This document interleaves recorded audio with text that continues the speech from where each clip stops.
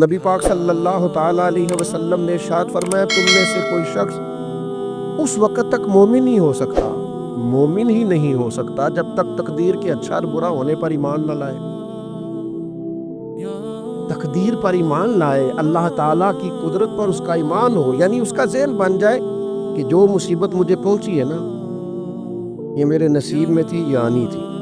ہاں بچنے کی کوشش کرے، لیکن اگر کوئی تکلیف آ جائے تو وہ پھر حکمت الہی کا تقاضا سمجھے، اور جو اس سے نہیں آئی وہ آ سکتی نہیں۔ اس لیے بزدلوں کی طرح ڈرتے نہ پھریں، کسی جگہ بھی نہ جائیں کہ کچھ لوگ ڈرتے ہیں تو ہر شے سے ڈرتے ہیں۔ ہمارے پنجابی میں کہتے ہیں جو سانپ سے ڈرے اور رسیوں سے بھی ڈرتا ہے، پھر جو ڈرتے ہیں وہ ہر شے سے ڈرتے ہیں، وہ ڈرتے ڈرتے بالکل بزدل ہو جاتے ہیں۔ اچھی طرح اس بات کو سمجھ لیں کہ تقدیر پر جس شخص کا ایمان ہوتا ہے وہ پھر اتنا کمزور ہے۔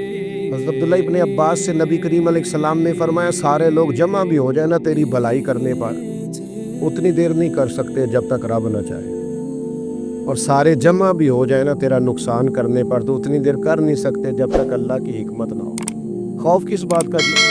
ایمان مضبوط کرو اللہ پہ، ڈر کس بات کا، سہمنا کس بات کا؟